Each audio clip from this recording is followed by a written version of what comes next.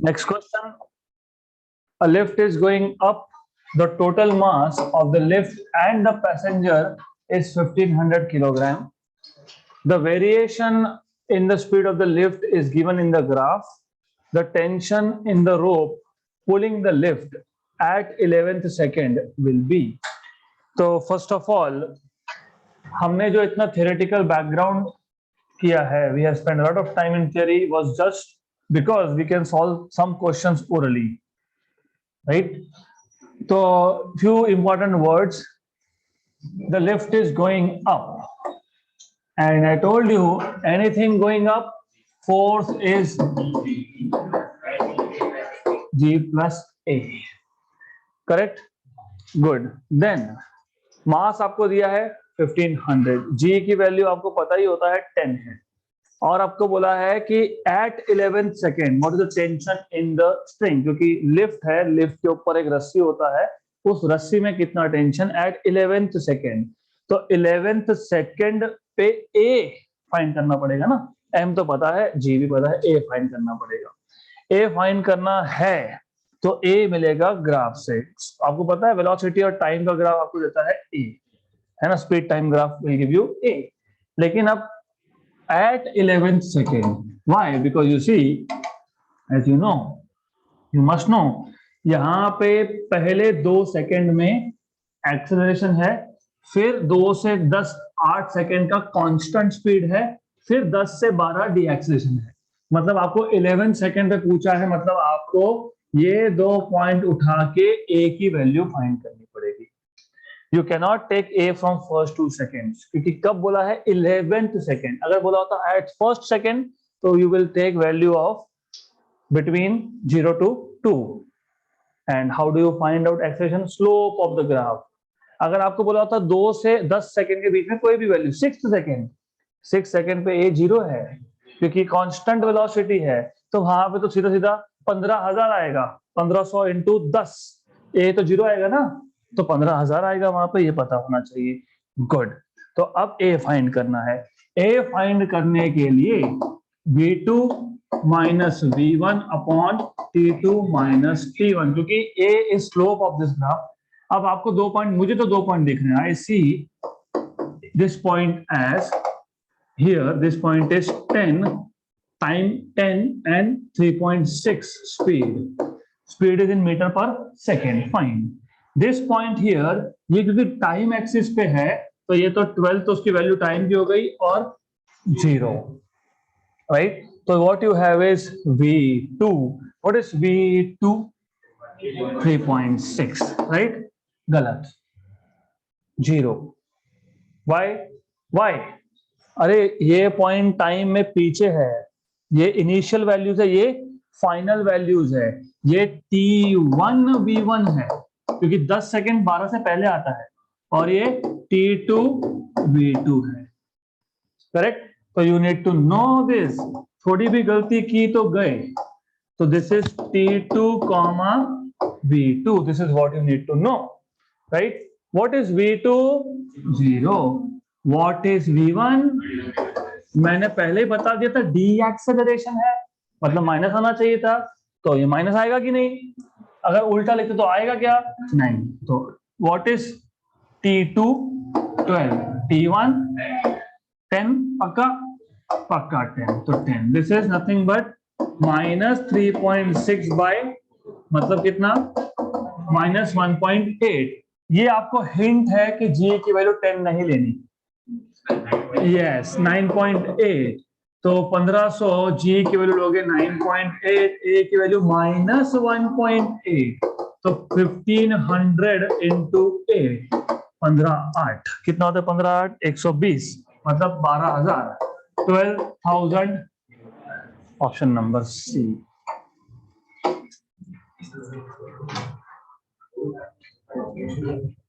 Next question. A 100-gram iron ball having velocity 10 meter per second collides with a wall at an angle of 30 degree and rebounds with the same angle. ये हमने vectors में किया है, just हमने वहां पे ball नहीं बताया था, हमने बोला some particle. If the period of contact between the ball and the wall is 0.1 second dt, small time period. The force experienced by the ball is, do you remember something called as impulse? Yes, force into dt. Good. And that, if you remember that, आपको क्या find करना है? Force experience. तो सबसे पहला you need to remember that force is dp by dt. तो dp by dt, dt तो पता है 0.1, dp भी पता है. कैसे पता है? तो वेक्टर्स का वो जो एग्जाम्पल था वो याद करो. इसलिए मैंने बताया था कि you need to remember that thing very well, क्योंकि if you remember that thing, it is joke. ऐसा एक बॉल आया और रिबाउंड हुआ, और जब रिबाउंड हुआ तो सेम स्पीड और सेम एंगल के साथ हुआ. तो 100 ग्राम बॉल हैविंग वेलोसिटी बाद में देखेंगे. एंगल कितना है? Collides with a wall at an angle. यहाँ पे एक छोटा सा प्रॉब्लम आता है, कोलाइड्स विद अ वॉल. अब वॉल आप, अच्छा वॉल तो आप ऐसे बोलते थे, वॉल थोड़ी है. ठीक है, नहीं है wall, this is wall. Fine, okay. Collides with a wall, vertical wall, फर्क नहीं पड़ता है यहाँ पे. आप फ्लोर लो या आप वॉल लो, सेम आएगा. Collides with a wall at an angle 30 degree. Angle wall के साथ 30 डिग्री है, मतलब ये 30 है तो ये 60 आएगा. So this is 60. This is what you need to know. Correct. अब अगर आपको याद होगा, मैंने आपको बताया था कि कंपोनेंट्स करो तो फास्ट सॉल्व होगा. तो ये जो इनिशियल वेलोसिटी है u, इफ यू रिमेंबर, ये इनिशियल वेलोसिटी जो आप लेते हो यहाँ पे u, इसके कंपोनेंट, एक कंपोनेंट गया यहाँ पे, एक कंपोनेंट होगा यहाँ पे. ये 60 है तो यहाँ पे भी एंगल होगा 60, क्योंकि ये अल्टरनेट एंगल्स है. ये आएगा ux equal to u cos 60. ये आएगा uy equal to u sin 60. और जब ये बाउंस होके वापस गया, इसके कंपोनेंट्स, y कंपोनेंट यहाँ पे और x कंपोनेंट यहाँ पे. तो अब इवन इन दिस केस मैं कंपोनेंट यहाँ ड्रॉ कर रहा हूँ. Well, even in this case, this is uy equal to u sin 60. This is ux equal to u cos 60. ये u cos 60 है, ये माइनस है. ये तो पहले भी माइनस था और अभी भी माइनस है. ये पहले भी माइनस था. गुड. तो this is how it is. मैंने आपको बताया था कि जब ऐसा हो, normally change in velocity, मतलब delta v is final velocity minus initial velocity. क्योंकि उन्होंने बोला है कि सेम स्पीड पे रिबाउंड हुआ है ना, जितने स्पीड से है उतने पे ही गया. और आपको ये पता होना चाहिए कि इस केस में दैट इज वाई v की जगह पे मैंने हर जगह पे क्या लिखा है? u and u. एक्चुअली मैंने लिखना चाहिए था vx और ये v, और ये vy और ये v, लेकिन u और v सेम है. That is why. Okay. And then I told you, जो चेंज नहीं हुआ उसमें क्या चेंज? No change. कौन चेंज नहीं हुआ? Sine component. तो साइन कंपोनेंट वहां पे दिखेगा ही नहीं आपको चेंज इन वेलोसिटी में. हमने 3 बार क्वेश्चन सॉल्व किया. ये जो चेंज नहीं हुआ, और जो चेंज नहीं हुआ तो नहीं हुआ चेंज. चेंज ही नहीं हुआ तो फिर क्या होगा? 0 ही होगा चेंज. फिर भी नहीं समझ में आता है तो कोई बात नहीं, हम समझ लेंगे. ये आप क्या करते हो? आप ऐसा लिखते हो वेक्टर फॉर्म में. फिर आप वेक्टर फॉर्म में u बनाते हो. u आता है ux i cap plus uy j cap. लेकिन ux कितना है? u cos 60 और uy i cap of course, और ये कितना है? माइनस, क्योंकि ये नीचे है. तो u sin 60 j कैप बराबर. ये v क्या आएगा? v आता है vx i cap plus vy j cap. पर vx है minus v cos 60 i cap minus v sin 60 j cap. लेकिन जैसे मैंने आपको ये बताया कि v और u they are nothing but the same. तो यहाँ पे सिर्फ v को हटा के आप लिखोगे u एंड u, क्योंकि स्पीड तो चेंज हुआ नहीं. और फिर ये v बार और वो u बार, वो आप सब्स्टिट्यूट करोगे डेल्टा v में, तो v बार कितना आया आपके पास, v बार कितना है minus u cos 60 i cap minus u sin 60 j cap, ये आ गया v minus u, what is u, लिखा है ऊपर u cos 60 i cap minus u sin 60 j cap, फिर ब्रैकेट ओपन कर दोगे, जब ब्रैकेट आप ओपन करोगे तो ये माइनस हो जाएगा, ये प्लस हो जाएगा, और ब्रैकेट ये भी ओपन करोगे और ये भी ओपन करोगे तो ये और ये कैंसल हो जाएगा। That is what I was telling you.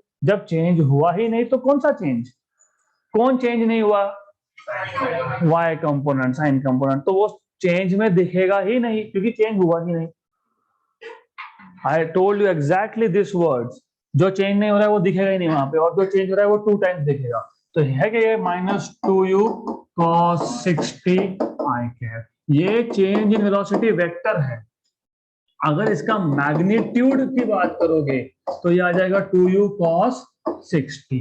What is cos 60? Half right, तो 2u by 2 मतलब u, ये है चेंज इन वेलोसिटी। हमें फाइंड करना है फोर्स में है change in momentum, but change in momentum is mv। Mass change होता है क्या, नहीं, तो मास बाहर, और चेंज इन वेलोसिटी कितना है अभी देखा तुमने, u, it is itself u, तो mu, तो ये यहां सब्स्टिट्यूट करोगे तो f आपको मिल जाएगा mu अपॉन dt। m कितना 100 ग्राम मतलब कितना 0.1, u कितना 10 और dt कितना 0.1, कैंसल एंड कैंसल, तो 10 न्यूटन का फोर्स है ऑप्शन नंबर ए। तो रिमेंबर वन थिंग, अगर आपको ये याद रहता, मैंने ये वेक्टर्स में 2 बार लिया है या 3 बार लिया है, this is the 4th time now. अगर आपको याद रहेगा, याद रहना कैसे है, सिर्फ आपको कंपोनेंट्स देखने हैं इनकमिंग के और आउटगोइंग के। इनकमिंग में y कंपोनेंट नीचे था, आउटगोइंग में भी y नीचे है, तो जो चेंज नहीं हुआ वो दिखेगा ही नहीं। तो जो चेंज हुआ, कौन चेंज हुआ, x कंपोनेंट। कितने से चेंज हुआ, 180 से, मतलब डबल का चेंज, डायरेक्ट डबल मतलब वेलोसिटी में चेंज आएगा 2u cos theta. 2u cos theta, theta कितना है 60, तो 2u cos 60, तो that is 2u cos 60 is half, तो u, तो delta v is nothing but u।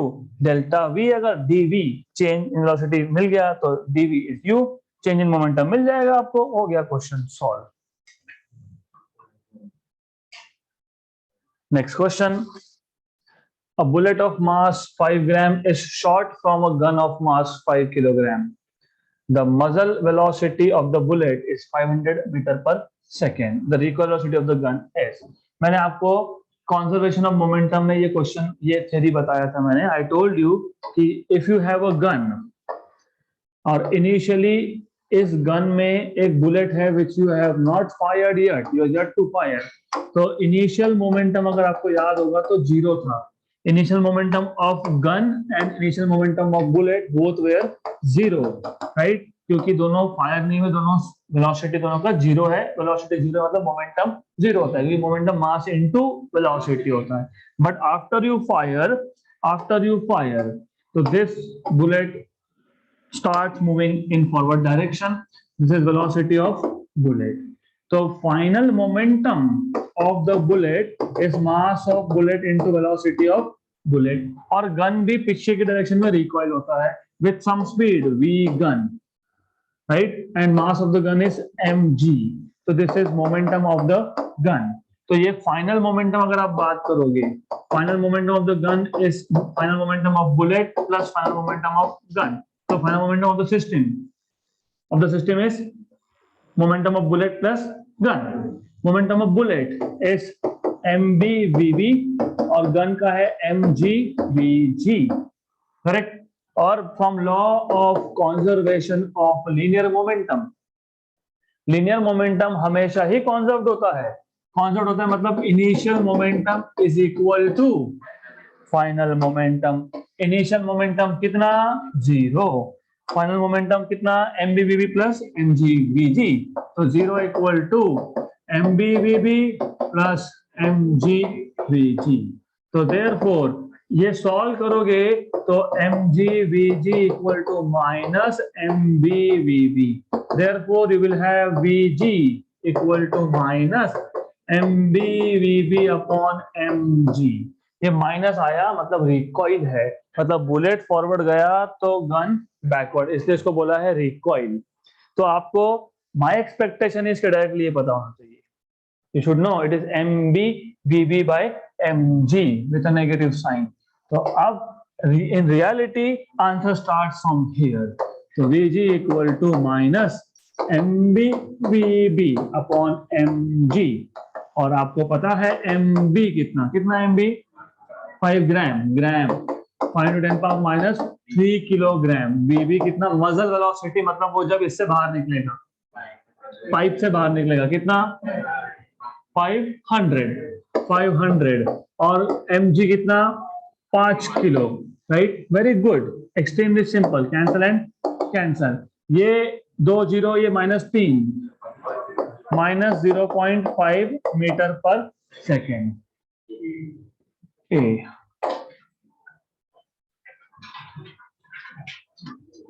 Next question. A body of mass 5, sorry, not mass m, a body of mass capital M at rest explodes into 3 pieces, 2 of which of mass m by 4, each thrown off in perpendicular directions with velocities of 3 meter per second and 4 meter per second respectively. Okay, the third piece will be thrown off with a velocity of joke. But as you know, jokes in physics are not very easy to understand. तो ऐसा है, आपके पास एक body है just like a bomb, it explodes and when it explodes इसके 3 pieces हुए, और हम तीसरे पीस की बाद में बात करेंगे। पहले जो 2 पीसेस का डेटा दिया है, ये जो 2 पीसेस है जिसका मास m/4 और m/4 है, टोटल मास अगर m था, इमेजिन उसमें से एक पीस यहां गया, दूसरा यहां गया, राइट। इसका मास कितना है 3m/4, 3m/4 m/4। तो ये m/4 और ये कितना है m/4। मतलब ये पहला, ये दूसरा, तीसरा कहीं पे भी जाएगा तो m/2 लेके जाएगा, क्योंकि m/4 और m/4 2m/4 मतलब m/2। तो m में से आधा पहले 2 के पास है, तो बचा कितना, आधा। वो किसके पास है, तीसरे के पास है। और वेक्टर्स मैंने आपको बार बार बताया था कि वेक्टर्स का नॉलेज होना चाहिए, क्योंकि ये क्वेश्चन अगर वेक्टर सॉल्व करते हो तो फास्ट होगा, ट्रेडिशनल मेथड करते हो तो फिर टाइम लगेगा। अब you need to know, number 1, जिस डायरेक्शन में वेलोसिटी होता है उस डायरेक्शन में मोमेंटम भी होता है।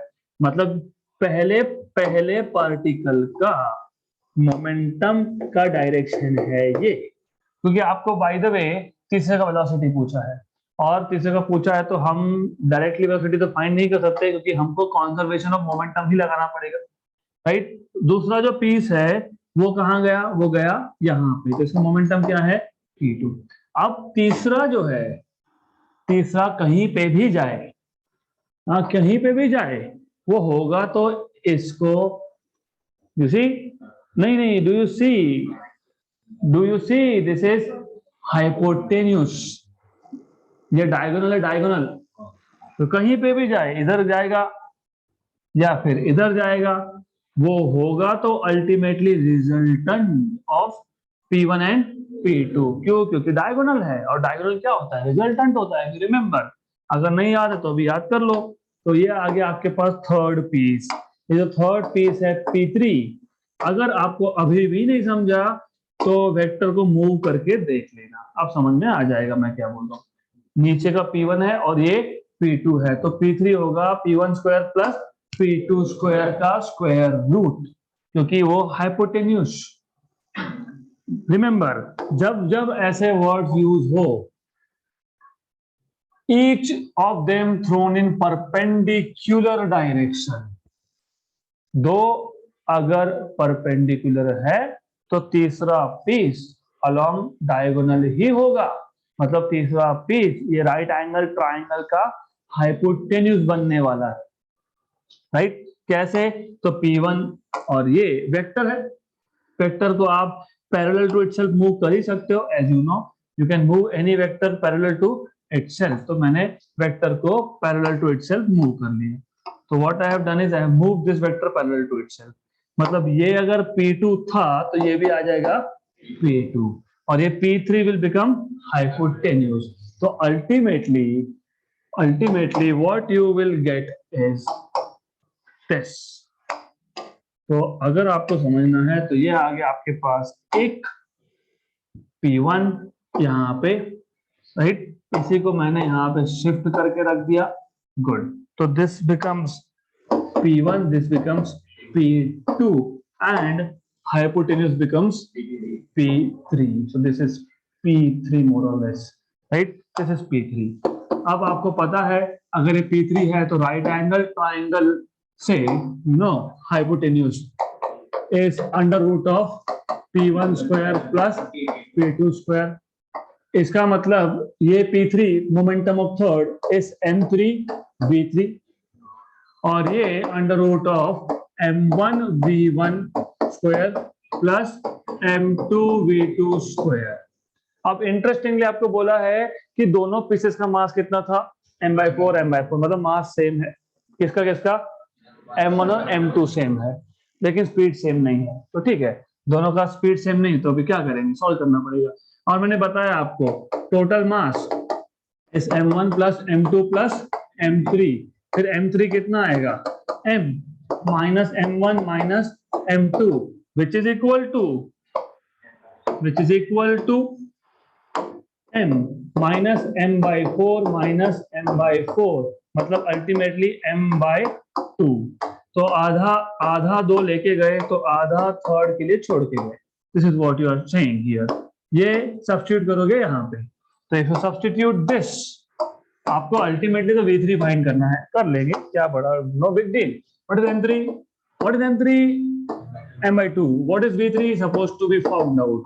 Under root of what is M1? M/2. M/2. What is V1? 3. What is V2? 4. V2 is 4. तो इसको सॉल्व करो। M/2 V3 इक्वल टू, अब यू सी ये आएगा M स्क्वायर, इसमें भी M स्क्वायर, इसमें भी M स्क्वायर, कॉमन निकाल लिया, यस। 3/2 का स्क्वायर 9/4, 1 and 2 स्क्वायर इज 4, तो आ गया 4, करेक्ट, गुड। तो M स्क्वायर बाहर आ जाएगा, M/2 V3 M square root से बाहर आके M, दिस इज 16 प्लस 9 25/4, मतलब MM कैंसल, V3/2 5/2, बराबर, यस, कैंसल एंड कैंसल। तो V3 equal to 5 metre per second. नहीं है? नहीं। ओ, M/4 है, वेरी गुड। तो अब मुझे बताओ अगर M/4 है तो आंसर क्या आएगा? अरे है आंसर 2.5, वेरी गुड। तो ये M/4 है, तो ये बाय 4 है, तो ये भी बाय 4 है, तो ये कैंसल हो गया, मतलब ये गया यहां से, गुड। तो ये गया यहाँ पे 4 बोल रहे हो वापिस से, 16, 4 का स्क्वायर कितना, 16, और ये कितना 1, क्योंकि वो कैंसल हो गया, 4 और 4 1, तो क्या फर्क पड़ेगा, सिर्फ नीचे आएगा 16, बराबर। स्क्वायर से बाहर जब आएगा तो यहां बचेगा 4, ये आएगा 4, अगर ये आया 4 तो 1 and 2, तो 5 का आधा कितना, 2.5, तो अब आंसर आएगा 2.5, तो you will have 2.5, option number C.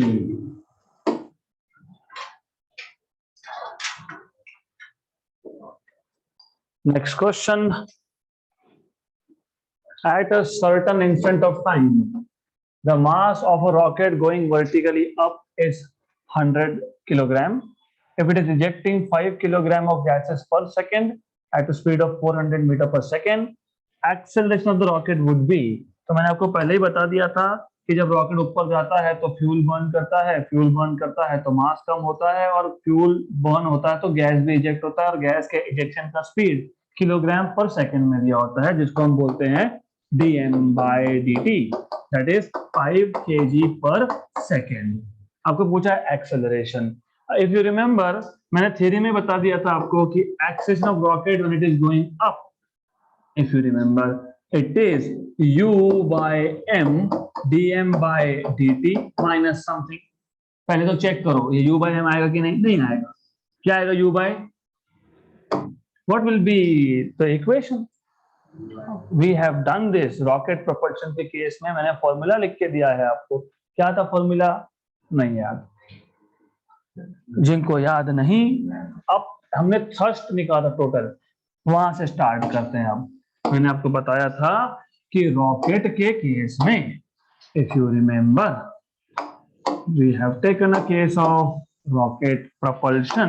Rocket propulsion मतलब rocket is going against gravity with the help of the gas that the engine is burning, and that gas is basically being ejected in downward direction। फिर मैंने ये भी बताया था कि ये जो फोर्स है, ये फोर्स है ड्यू टू गैस इजेक्शन, और एक फोर्स है नीचे दैट इज mg, और ओवरऑल बॉडी जा रहा है ऊपर, तो नेट फोर्स हमने लिखा था, नेट फोर्स हमने लिखा था, if you remember, this is नीचे 2 ऊपर जा रहा है ओवरऑल। तो अगर आपको याद होगा हमने लिखा था, ये याद है क्या, माइनस थ्रस्ट, थ्रस्ट मतलब ये फोर्स F माइनस mg, तो force is m into a,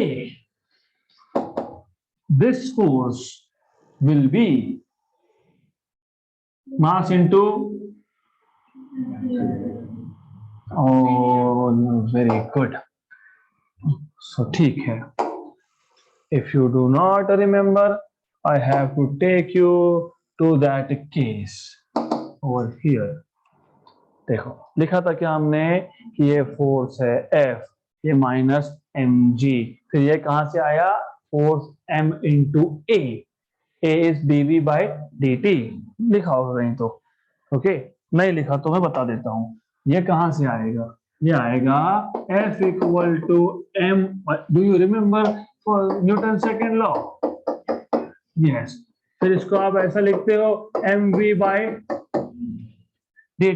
right. फिर आप बोलते हो यहाँ पे गैस का इजेक्शन का स्पीड कांस्टेंट है, मास कांस्टेंट नहीं है, तो v आप बाहर निकालते हो, तो क्या लिखते हो, v dm/dt, आया क्या u dm/dt से, v को मैंने बोला u, और ये आ गया mg, ये था ग्रेविटेशनल फोर्स, तो force is minus u dm/dt minus mg, फिर फोर्स आपने लिखा था ma, right, ma equal to minus u dm/dt minus mg, हमें चाहिए था a, फिर m को डिवाइड कर दिया तो minus u by m dm/dt minus g, ये है एक्सेलरेशन का formula in case of propulsion of rocket। तो this kind of things you are expected to remember. हम हर बार डिराइव तो नहीं कर सकते, तो अब मुझे बताओ what is a, quick, minus u by m dm/dt minus g, minus g mg, m divide कर दिया ना, यहाँ m था डिवाइड कर दिया, u कितना है, u दिया है u 400, माइनस रखो, माइनस साइन लोगे नहीं लोगे कोई फर्क नहीं पड़ता, m कितना है 100 dm/dt कितना है 5, g कितना है 10, एक 4 5 20 में से 10, अभी 10 ऐड करोगे कि 10 सब्ट्रैक्ट करोगे,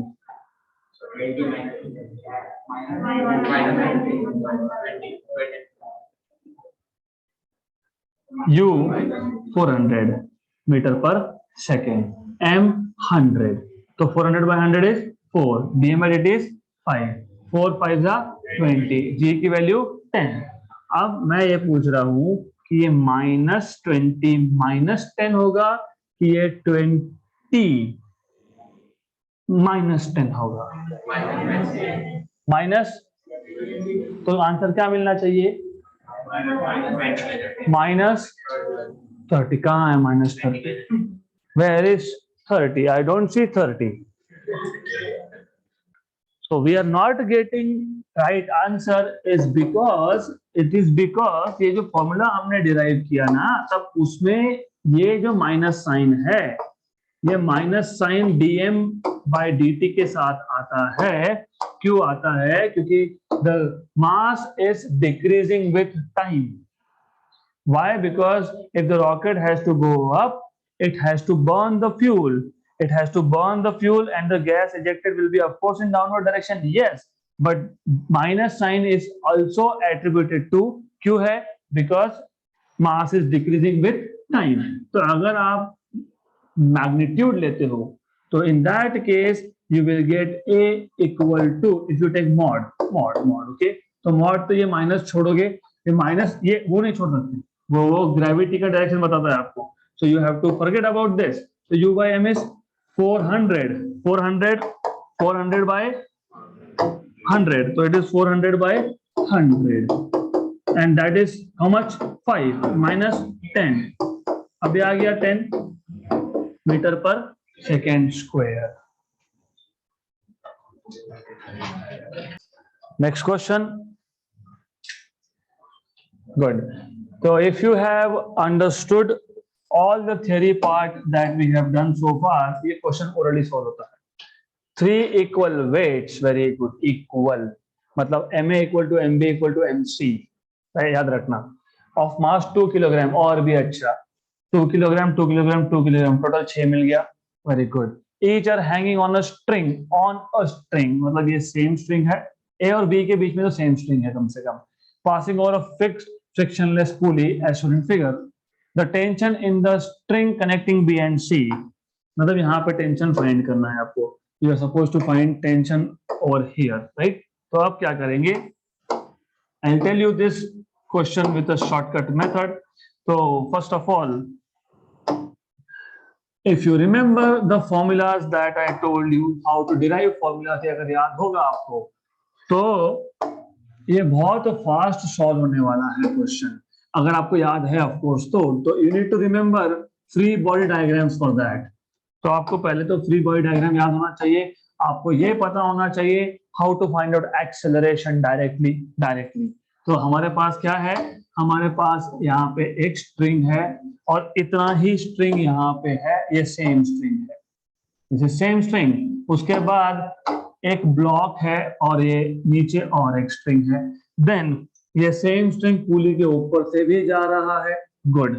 उसके बाद आपके पास 3 इक्वल वेट्स है, 3 इक्वल वेट्स है, तीनों का मास है 2 to 2, तो यहाँ पे एक वेट है, you have equal weights, so what you have is same and same over here। और नाम इसको बोल दिया A, इसको बोल दिया B, इसको बोल दिया C। मैंने आपको बताया था आपको टेंशन कहाँ फाइंड करना है, पहले वो देखो, कहाँ? यहाँ पे।